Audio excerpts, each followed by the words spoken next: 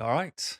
My name's Paul. I've got autism and I make random videos based on my version of autism and the way my head works. And I stick the videos on the internet in case you want to watch them. And this is my Dark Side of Autism series that I decided to knock up and throw another video in there.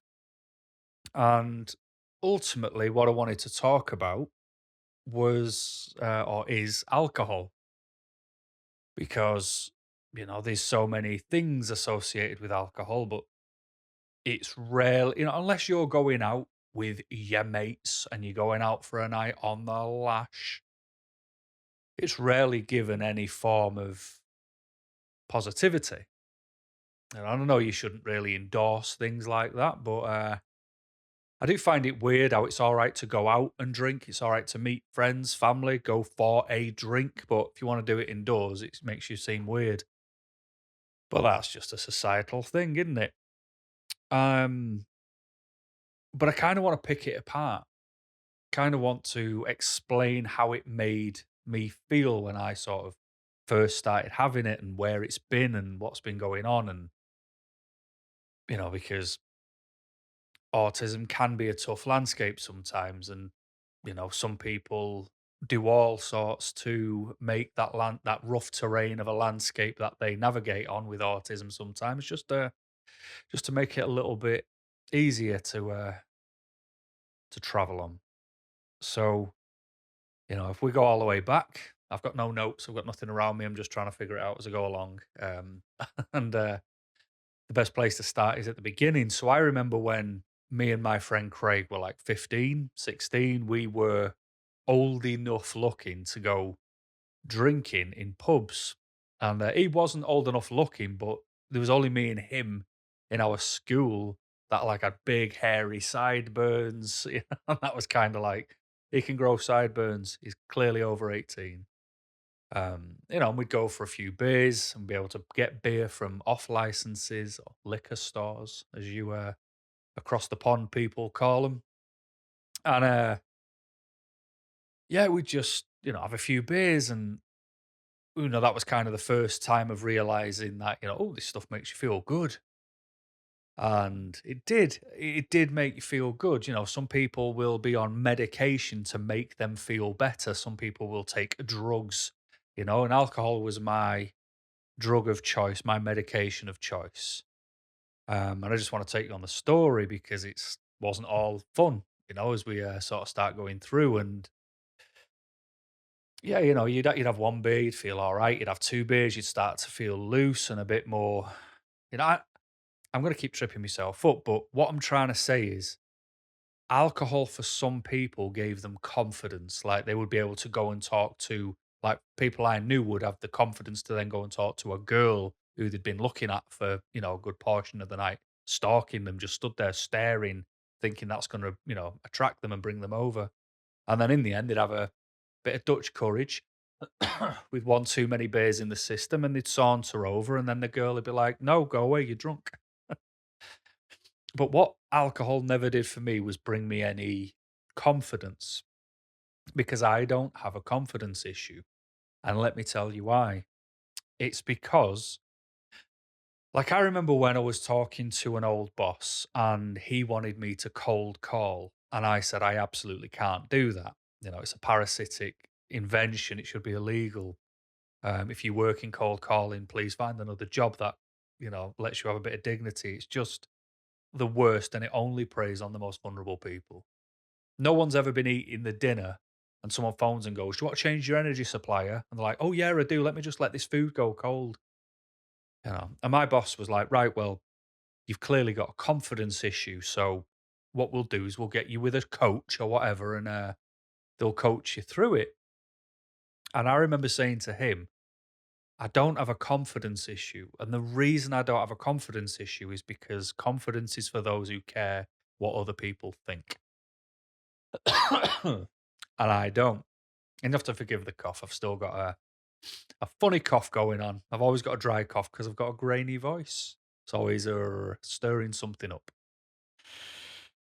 Yeah, and I still to this day, I said that 10 years ago and I still believe it today. Confidence is only needed for those or by those who care what other people think. And I don't, because if you like me or dislike me, I'm not doing anything negative to win you over or lose your attention. I'm just being me. And in an ideal world, everybody would be able to get on with everyone else. And we know that's not the case. So it was like, oh, no, no, no, no, it's definitely confidence. It's like, it's not. So, with a lot of people, the confidence came from drinking, but I didn't get that. It's kind of like it was a decongestant for my brain. Like when you have like the halls or the menthol, the eucalyptus, and you take those sweets, or you have the Vicks and, blast it up your nostrils and it clears, and all of a sudden everything has clarity to it. That's what drinking alcohol did. It gave me clarity. It slowed things down. It gave me scope to be able to clear away all the mess and just be left with what was needed. And that, when you live day to day, second to second, breath in, breath out, and all you do is overanalyze everything, be skeptical of too much, to need a plan A, B, C, D, E, just in case one of the one before it fails.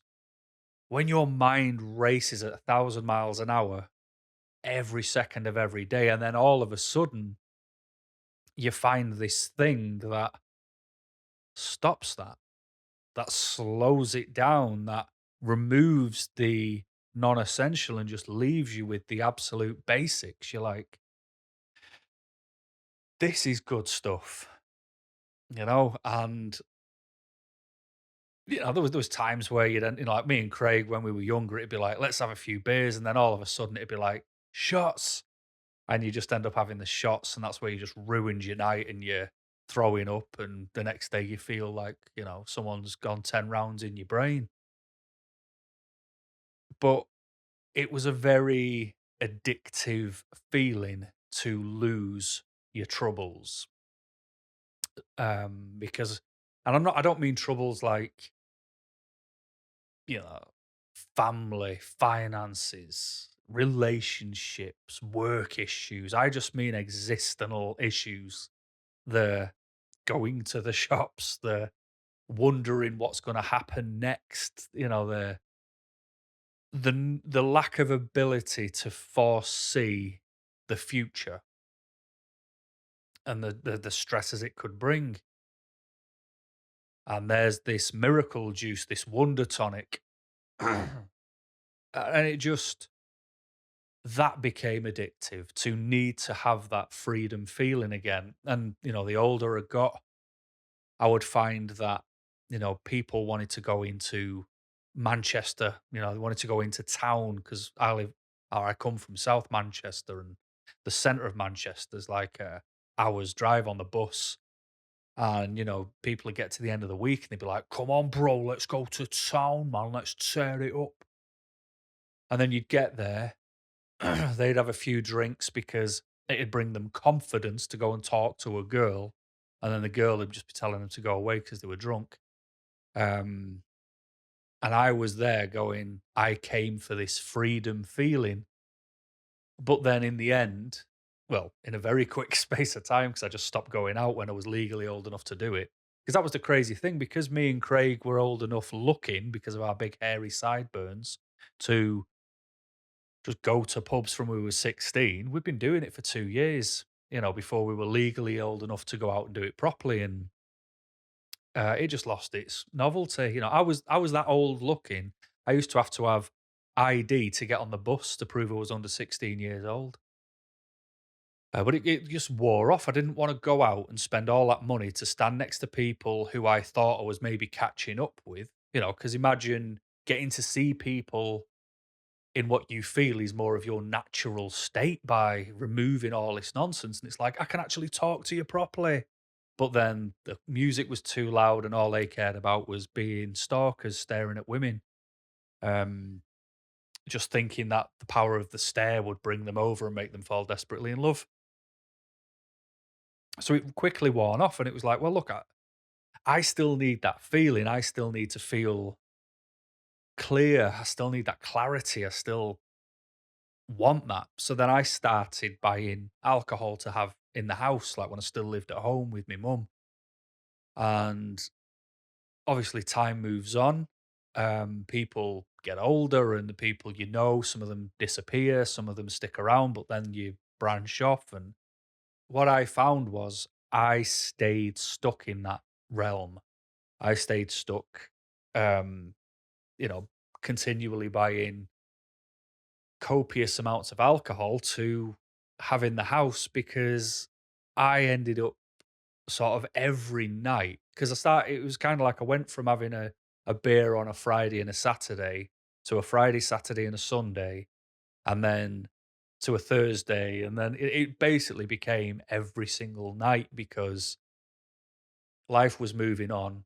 I was unemployed. People were moving forward with their lives. I was never jealous of anyone and what they did, but it didn't feel nice knowing that I was still where I was in the same position and they were actually sort of progressing their life. I was never jealous of it. I always wanted people I cared for to do well.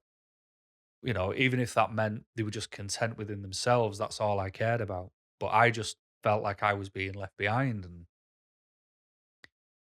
one thing that would make it feel a bit better was to have a drink, you know. So every single night it would be a couple of cans of lager, you know, premium lager, because I can't drink anything less than 5% in a lager. What do you think I am? And I would always drink to just try and bring back that feeling that I used to have where it would reduce the mess that was there. I just wanted to be left with the fundamentals, but at the same time, I had more things going on mentally as well. You know, I was unemployed. I couldn't get an interview. And when I did get an interview, I couldn't get the job. And they came few and far between. And I had to go to the job center and sign on. And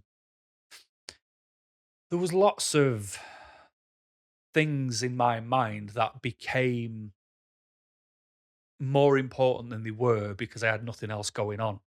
And that is a really good way of putting it.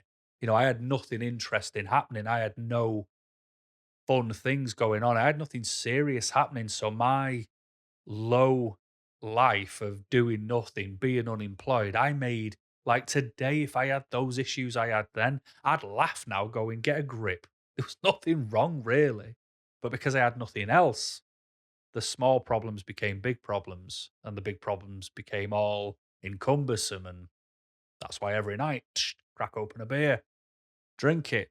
Not enough, need another one, another one, and then my sleep pattern gets out of whack because I'd be staying up later because I'd end up needing to drink more beer to try and chase that feeling I used to have. And then you bang the weight on, you go in, and I was going through 2 crates of 24 cans of lager every week as a minimum. Like, just so easy. And I even remember, like, I had my bed, and then to one side of the bed was a desk with a computer on it, and right next to that there was a perfect space from the desk and the door, and I just used to leave the 2 crates sort of just stacked behind the door because I couldn't be bothered going downstairs to the fridge to get a can every time because I was going through them so quick. And obviously I'm not advocating it at all, but what I am saying is I when I first started drinking, I needed that feeling because it was such a free and liberating feeling.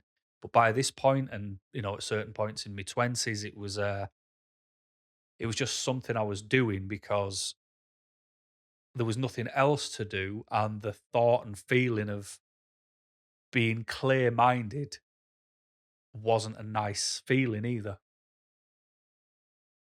And I even remember now thinking about it that when I was working away, because when you worked away, you always drank anyway because every night was party night. You know, you worked hard, you played hard, you did all the hours God sends working, and then you'd always have a drink because you lived on site with everyone you worked with, and you would just always be having a beer.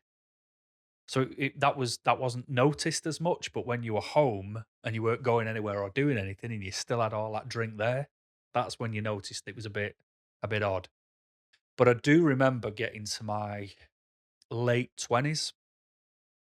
and I was working away again, but in a bit of a different job role. And I just remember getting so angry and disillusioned with the world I was existing within because I'd never felt like I existed or belonged anywhere. I went to work from England to Scotland to work with what I called a friend. You know, he wanted someone to work with him, someone he could trust, and trust is everything to me. And I went to work for him. I was very happy to be his second. You know, I wanted him to do well. I just wanted him to say thanks every now and again. And it just didn't work. He ended up with this protege and he put all his efforts into trying to help this guy out because he wanted the praise and the adulation of bringing this guy through and making him a manager and all this stuff. And they would work the same shifts, they would be off together. I worked all the night shifts where it was actually busy and problematic. And so I'd gone all that way and I didn't have my friend anymore. And he just sort of abandoned me and left me to my own devices. And I just became so disillusioned at putting faith in people. And I got really annoyed that I just got annoyed at the fakeness of the world. And I got annoyed that the world was all about how you look to others rather than how you genuinely feel inside. And posing in skinny jeans and, oh, instead of having a good time, it's taking a picture to pretend you're having a good time. That was more important. And there was just so much fakeness around me that I was drinking, and I started drinking to the point of not blacking out every night, but I was drinking so much to try to turn that off in my mind. I just didn't want to think like that anymore. And when I think about it now, I was annoyed at people being fake just to exist in this world, which is exactly what I was doing. But I had to mask just to blend in, whereas they wanted to stand out.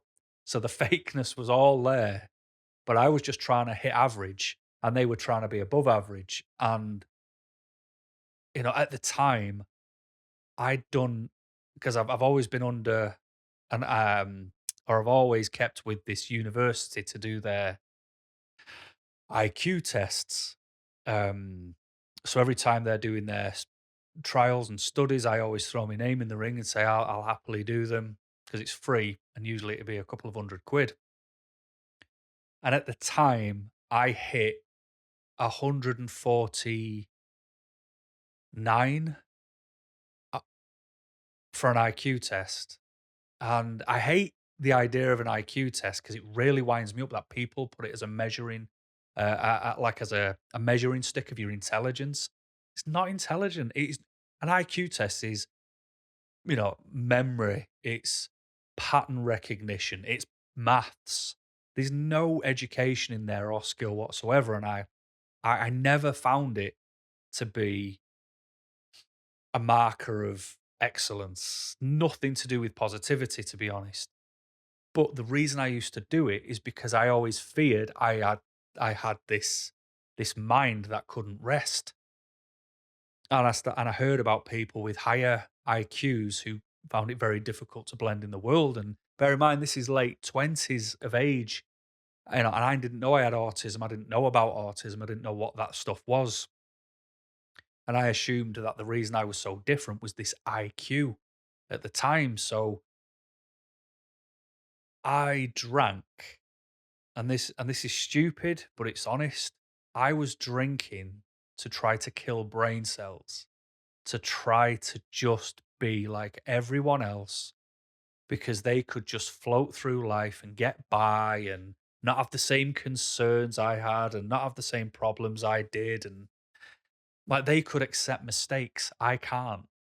If you're in control of something and you can put a bit of effort in and always hit positive, then do it. Whereas I was surrounded by people who wouldn't pay attention, fail, and go, "Oh, well," and just do it again with a chance to fail again. But if you do it right the first time, you don't need to revisit. And but at the time, I was fine. I had well, the doctor said I had depression anyway at that time, so I was not doing great. But I couldn't deal with that. Like, why? Why would you just accept it? Just pay attention. What is wrong with you? And I was drinking to try to kill brain cells to be more like everyone else and to have the ability to forget because I had this memory that would retain everything, no matter what it was. And what would annoy me is I would remember absolutely everything to the finest detail. And then when I'm telling the tale or I'm going over the memory with someone, they'd go, I never said that. And it's like, I know you did because I can see your mouth shape in my memory and the words that came out. So even if I don't hear the words, I'm watching what you mimed. I know what you said and I know what you did, but they'd make out that you were the liar. And if I had hair, I'd have pulled it out. And it was just so tough. And that was the worst time because I was trying to kill brain cells. And I know that sounds ridiculous, but I genuinely was because I didn't want to have an IQ that high. Um, the IQ got the attention of every time I did one, it always got the attention of the university, and they always wanted to do more tests and more checks and more studies and more quizzes and God knows what. And I always tried to oblige as best I could. But the most recent one I've done was about 134. So something's gone wrong somewhere. It could have been the alcohol. I could have killed some off. Um, but I realized something needed to change because I couldn't stay mad at the world. I couldn't stay mad at every other human being I ever came into contact with. I couldn't take the responsibility of their fakeness whilst living through my own. That they were things that like I've got this philosophy now, if I can call it a philosophy, where I don't I try not to worry about what is absolutely out of my control. And then the stuff that is in my control, I take as much responsibility for as I can and I focus all my energy on it. And I try and do that with most things, which is why I like politics. I don't even bat an eye. I'm not interested. It's just rich people who don't know how poor people live. And if it wouldn't be as old as it is and as broken as it is if it worked, So I don't pay attention to any of it. And whereas my job, my pay, my house, things like that, I really pay attention to it. And then so sort of like going from that feeling of, yay, I can forget things to I want to kill brain cells. Something went seriously wrong over the space of 10 years of hammering the alcohol. And I've probably done irreversible damage to my body, but that original feeling was worth chasing. But the feeling towards the end of my 20s was horrible. And there was no need or reason to drink, but I did because you forever want that feeling back. Even though you can't remember what it was, you just know you felt better. And the crazy thing is the amount I drank, I never once got an addiction to alcohol. Never. And I find that odd because I've I've got a couple of people who I'm aware of in life who are addicted to alcohol and they never drank anywhere near to the level I did. But they have an addiction because they have to have it, and I don't. I'll go plenty of time without any of it. I remember I think one year, sort of like New Year, it was like, right, I'll do dry January. Did that and I just carried on until about June. And then it was a lovely summer's day and I just thought, I'll have a beer. Why not? And now, like the question would be, do I drink now? Knowing I was this young kid who had this euphoric feeling of being able to forget and no damage is done and it's all is well in the world to this guy who was very miserable chasing a feeling of old, who was doing no good to himself whatsoever. And drinking the alcohol did not help at all at that point. So it's been another 10 years. How do I feel now? Am I still drinking? Yeah, I am. Sorry, I didn't mean to bark down the microphone there. I'll have to turn that down later. But the reality is, I do still have a beer.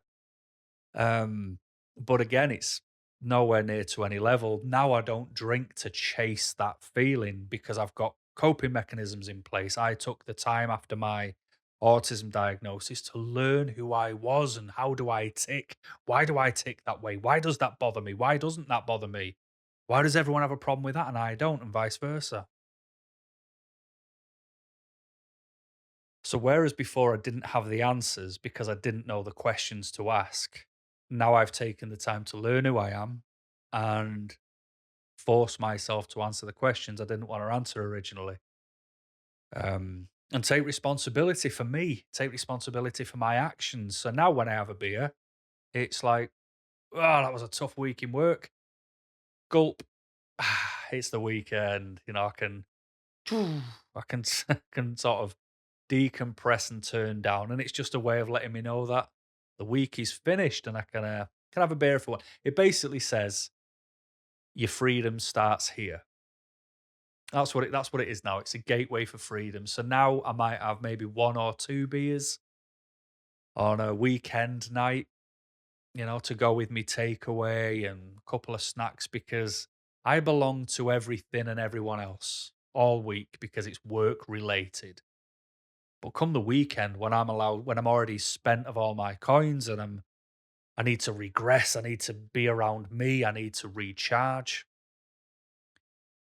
That's where my door of freedom opens up for me, and I do exactly what I want to do, whether it's good, bad, indifferent, whether people sing its praises or would hate my guts for it. It's my time, and I do it then. And one of those things is just having a beer. But I couldn't tell you the last time I was drunk. I couldn't tell you the last time I drank in excess. I couldn't tell you the last time I even had 5 pints. And I used to drink spirits as well with like your Jack Daniels. I've got a taste for gin. Do like gin. The Botanist, best gin on earth. I don't mind Tanqueray number 10, but that can get you snotted if you don't pay attention to that one. But now it's just, like I say, it's just my freedom. It's my gateway. It's me just saying, it's all right, Paul, you can have a beer if you want. Now, there'll be times where I just don't anyway. But what I'm trying to get at is it was my freedom. It was then my curse. I took responsibility for me and my thought process and my actions. And now it's just this thing where if I can have a beer or I can have a Coke or I can have water, I can have what I want. There's nothing to it anymore. It's just there for the taste. That's it. So I don't know what point I was trying to make, but at the same time, I just kind of wanted to say that it was the only thing that brought me a freedom, but I let that freedom get away and it ended up becoming a crutch and a curse. And it didn't bring me what I wanted it to bring, but I forever chased that feeling anyway.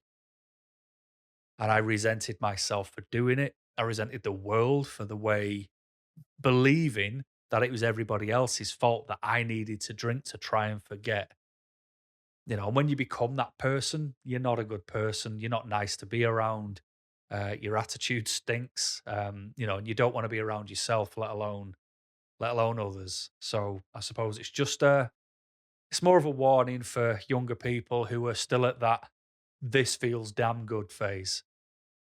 Pay attention to it and try and reach the stage of asking about why you feel the way you do and can you correct it in other methods because alcohol isn't the answer. It doesn't fix anything whatsoever in the long run.